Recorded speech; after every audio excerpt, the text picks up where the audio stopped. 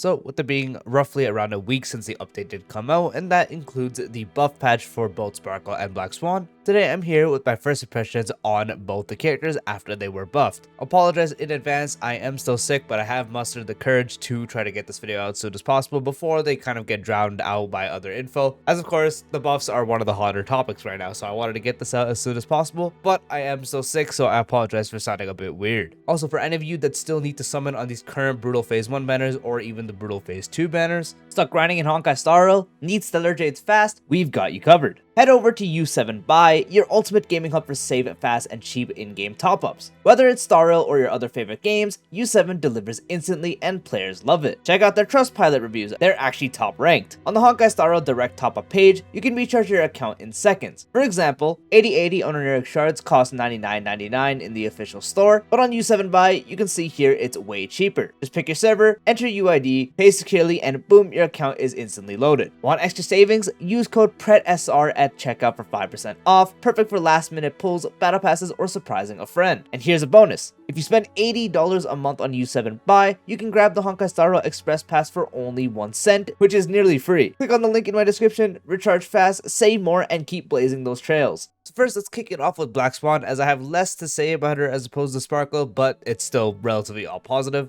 Wow, it is insane how much they actually did do for this character. There's not really a change that I looked at and went, wow, why did this really happen, and it doesn't really affect anything. I think all the changes that were done overall are just all really good. Besides other obvious issues of Arcana stacking and such, before Black Swan was buffed, one of my biggest issues was the fact that she actually had the skill and keep uptime on that just to get the defense shred, which on a team like Dot before Heistleans especially, because obviously this was not really a problem after Heistleans, and still could be depending on how you did play, but at some point, even though the defense shred lasted for 3 turns, it still did get a bit annoying. And so the change of making it to mainly for people that are inflicted with Arcana or can also be applied with the basic attack now, really making her skill point positive and never has to use skill unless you of course have a bunch to spare over for skill points.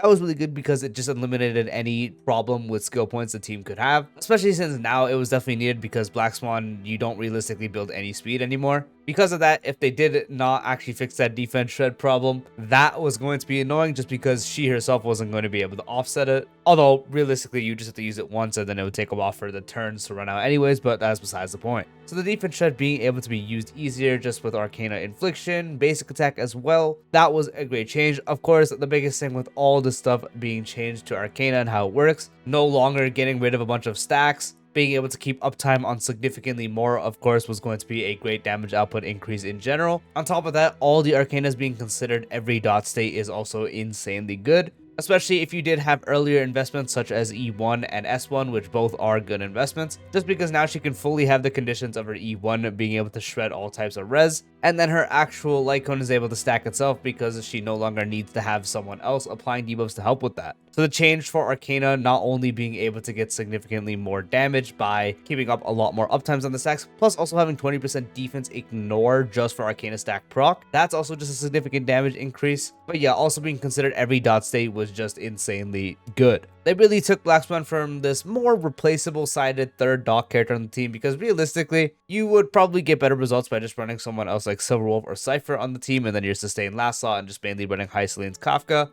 Black Swan unfortunately was a lot more outdated and didn't bring too much to the table. While she was still definitely usable, she just wasn't as strong, and now she gets her buff and suddenly she does more overall damage than Heistleans. Previously before the buff, I do think an E0 S1 Black Swan dealt around 80% of Heistleans total damage, and now after the buff it's straight up more. I don't remember exactly how much more, but it was a pretty decent chunk more. Regardless, even if it was only slightly, it would be enough to warrant running her on the team again, but it's a good chunk more, and so overall she is now like the main DPS of the team. Of course, Heistleans and Kafka are still more of the backbone, especially Kafka, just because of how they do work. Black Swan alone plus Kafka is significantly worse than not having Heistleans just because of just how the team works and how Heistleans is able to actually apply every dot. But Black Swan being back as the best in slot for the third dot character on the team and being a part of the best team again, took the team that was already doing good. Since after the release of Heistleans and then Kafka buff existing, team was already doing really good. You can very much zero cycle content with it at a lower investment, to be honest. Black Swan being the addition after her buff is just what took it to like an insanely broken level. The team is so good now. Just a significant increase to overall damage because Black Swan does so much more damage than she did previously was definitely a great change overall. As I mentioned as the first point, the defense shred not only being exclusive to the skill anymore definitely made it easier to play as well, and also allowed you to really get rid of the one idea of needing her to be built with any speed just to have more uptime on that, depending on how you did play, since previously you could build speed for specific reasons that was regarding it, but there was obviously more reasons as well, making Arcana no longer get fully removed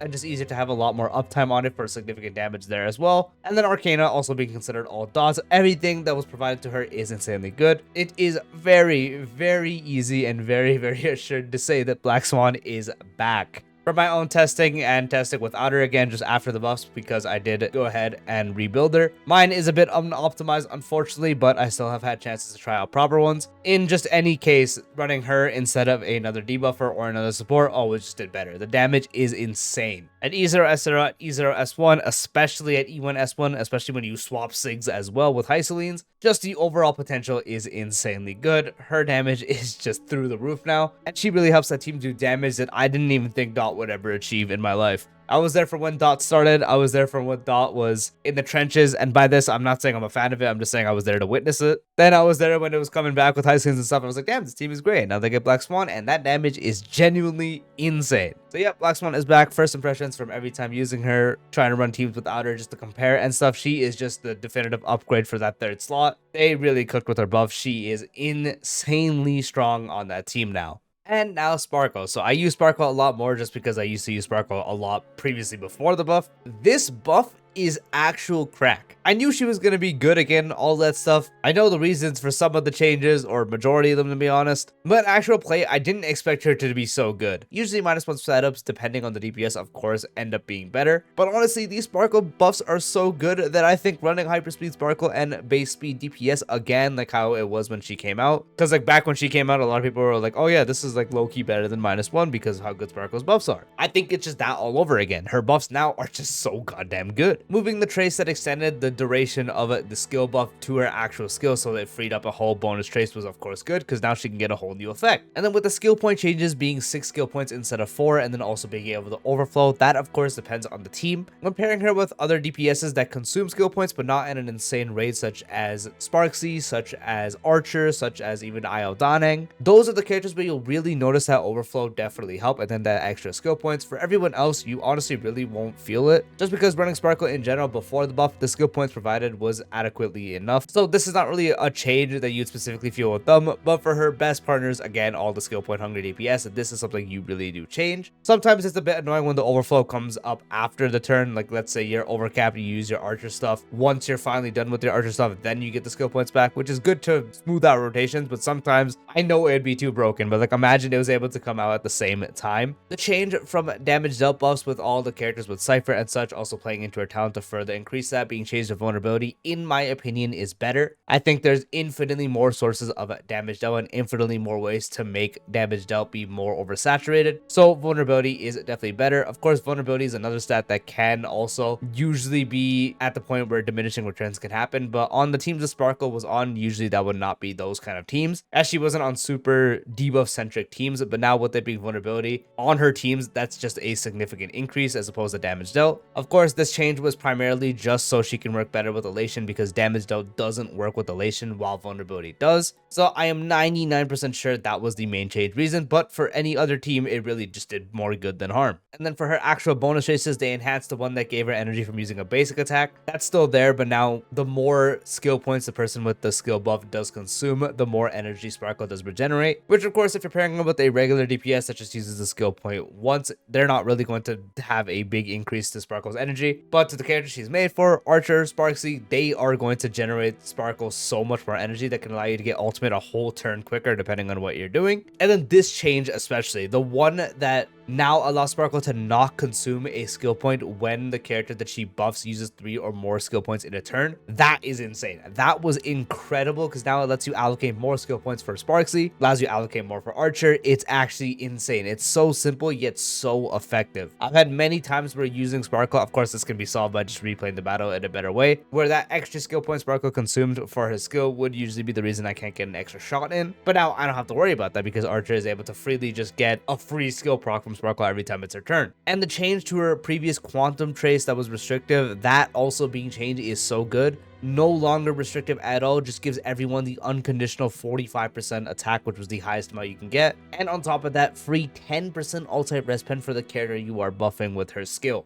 And we all know how hard it is to come by with alt-type res pen depending on the character. Usually if it's something that's not in a support focus such as like Triby's skill, it's usually in the form of an Eidolon, and even for buffers usually it's in the form of an Eidolon. So a free 10% is just super good. So not only are you getting the free full effect of the trace that you usually never would have active unless you were running a Archer Quantum team mainly, but now you also get a free 10% alt-type res pen, which is going to impact anyone's damage. All these changes has had her do significantly more for really just any DPS that was able to use her. By testing with a base speed Phynon, which is the most common one because you don't really have a reason to build them with speed depending on what you're doing. Even with a base speed Anoxa, I feel like Sparkle just always ends up pulling up the most damage on hit. Of course, some of these DPS, like Anoxa specifically, could end up just doing better with a -1 setup, especially with like E2 Bronya. I haven't gotten to get full comparisons from that yet because I just haven't had the time to with, you know, me being sick. But the damage from Sparkle providing on the team is just so high. Like my highest damage output on a team, it has Sparkle on the team for Anoxa. I just think she provides the most, and then also to her early Eidolon changes are also just good. Her E1 is the same, but it also now gives Sparkle 15% speed, which makes her easier to build. And then her E2 provides 6% total defense shred over the defense ignore provided previously, as before the max value was 24%, now it is 30%, which may not seem a lot on its own, especially at lower levels, but when you get to the higher amounts where you're off by around 10%, that's significant increases at all levels. So even her early investment being increased there is just so good. This character has literally become the whole meme of injecting crack into a DPS. Like it's I don't even have words. It's insane how good she has become. Even with the 50% action advance thing she had where she's just unable to do a -1 setup, which significantly nerfed her. I think with how strong her buffs are now and with everything she provides, it is just fine.